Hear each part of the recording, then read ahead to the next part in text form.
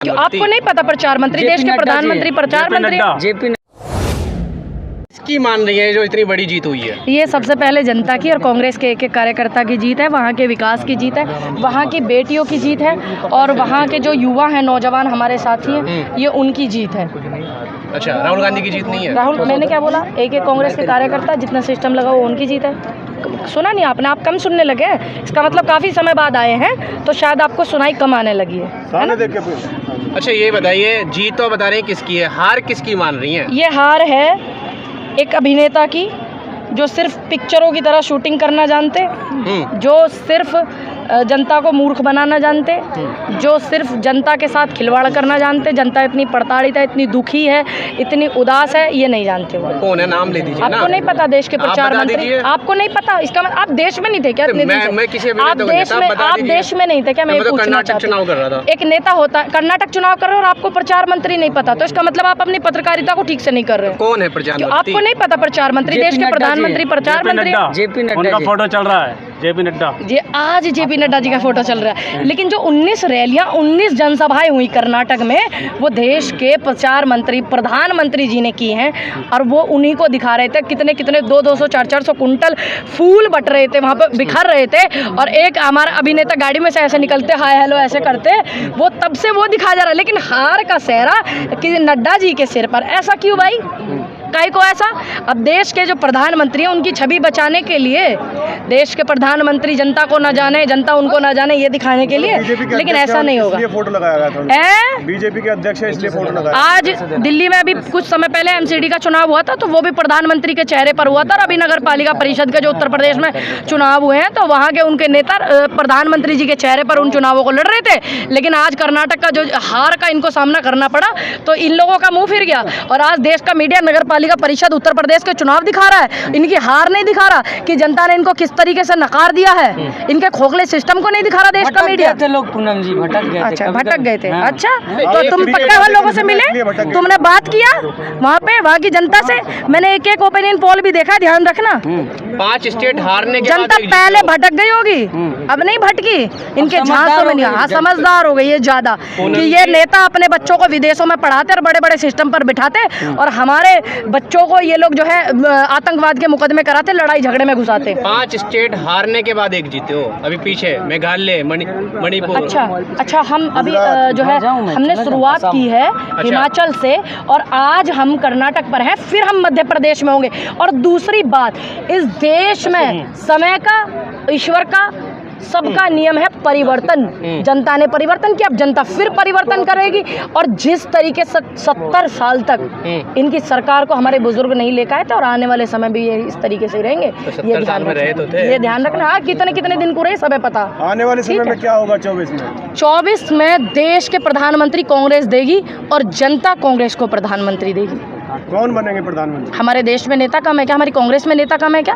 हमारे पास नेता नहीं है, कांग्रेस में नेता नहीं है? घोषणा कीजिए ना मोदी जी की तरह। ये हमारा क्या, मोदी जी तो बस ये कहेंगे हाँ मैं बनूंगा जी, मोदी जी तो यही कहेंगे ना। शुक्र है कि हमारे जो देश के, हमारे जो कांग्रेस के लीडर हैं, मेन लीडरशिप है, वो लालच में नहीं पड़ती।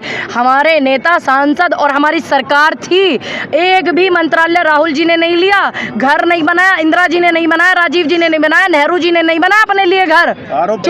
लगा ले तो आरोप, इनका काम है, इनका काम है। क्यों? चुनकर के प्रतिनिधि गए थे, वो जनता के प्रतिनिधि थे। समझ में आया? अच्छा, ये बताइए, आप बधाई दिया कर्नाटक जीत के बाद हैं? चलिए, शुक्र है, पता नहीं उनके मुंह से कैसे निकल गए ये शब्द, लेकिन मैं धन्यवाद करती हूँ अपने देश के प्रधानमंत्री जी का, और उनसे आज कर्नाटक की जीत पर एक निवेदन भी करती हूँ। जो देश में जंतर मंतर में, दिल्ली में, राजधानी में हमारी बैठी हुई हैं बेटियाँ पहलवान, उनके लिए जो ब्रजभूषण जी के खिलाफ कुछ कार्रवाई थोड़ी तो करें। क्या कर दिए? ले लिए पद से वापस? पद से वापस? जेल गए? जेल गए? गिरफ्तारी? जेल गए? अच्छा, गिरफ्तारी क्यों? पोस्को एक्ट क्या होता है? चलो, तुम ज़्यादा मेरे से पढ़े लिखे हो सके, पोस्को एक्ट में सभी को पता है कि सबसे पहले पुलिस पकड़ के ले जाती है, जांच बाद में होती है, लेकिन उन पे क्यों नहीं? अच्छा है, पद से इस्तीफा हुआ, अच्छी बात है, लेकिन मैं उनसे निवेदन करती हूँ कि उनकी अभी गिरफ्तारी आप कह होनी रही थी चाहिए। कांग्रेस में कोई पद के लिए नहीं रहता, डीके शिव कुमार सिद्धरमैया खुद को पता नहीं है, अभी शुरू से ही वो आपस में एक दूसरे से क्यों भिड़े हुए आपके हैं। सामने आया एक भी बयान? सबके सामने आया था, आप बयान चुनाव से दिखाइए, पहले बयान मारा था। आप दिखाइए, आप मुझे डीके शिव आप कुमार ने खुद दिखाइए, कहा था कि आप दिखाइए। अगर खड़गे जी मुख्यमंत्री बनेंगे मैं समर्थन करूंगा, सिद्धरमैया के साथ नहीं कर रहे थे, वो चुनाव से पहले का बयान अब है। एक बात बताइए, चीजें हैं, ये सिस्टम है, सिस्टमैटिक तरीके से चलती है, समझ में आए? डीके शिव कुमार जी का भी बहुत ही कर्नाटक की जीत में योगदान है, सिद्धरमैया जी का भी है, खड़गे जी का भी है, राहुल जी का भी है, प्रियंका जी का भी है, और एक कांग्रेस के कार्यकर्ता का भी है, और वोटर्स का भी है। तो ये तय करेंगे हमारे ऊपर के लिए, वो तय करेगी हमारी हाईकमान, वो तय करेंगे। केरला फाइल दिखा रहे हैं मोदी जी, कह हाँ, रहे तो केरला योगी जी भी देख के 41,000 ये तुम्हारा भाजपा की 41,000 कुछ 627 बेटियां गायब हैं गुजरात से, जो रिकॉर्ड आया है। 4 बार के मुख्यमंत्री रहे हैं हमारे मौजूदा जो प्रधानमंत्री हैं, और आज वो केंद्र में बैठ कर के प्रधानमंत्री पद पर बैठे हुए हैं 2 बार से। तो वो 41,000 जो कुछ लड़कियां गुजरात से गायब है, उनका आंकड़ा ला करके देने वापस पहुंचा दिए पुलिस ने। कहाँ पूछा?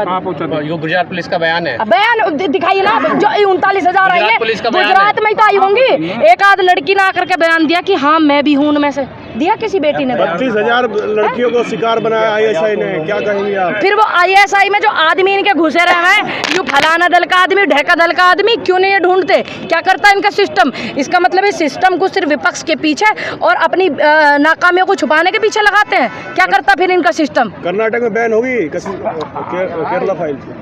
एक बात बताइए, मैं कह तो रही हूँ आपको, गुजरात से इतनी बेटियां गायब हैं, उन्हें गुजरात की बेटियों की फिक्र नहीं जो उनका खुद का गृह राज्य है। तो कर्नाटक की बेटियों की उन्हें फिक्र होगी नहीं, सिर्फ उन्होंने इन चुनाव के लिए मुद्दा बनाया और जनता समझ गई, और जनता ने इनको जो है अच्छे से रास्ता दिखा दिया कर्नाटक का। बजरंग दल बैन होगा, अब मैनिफेस्टो में कांग्रेस मैनिफेस्टो में है, तो जो चीज़ें हैं वो हमारी जो हाईकमान है वो तय करेंगे।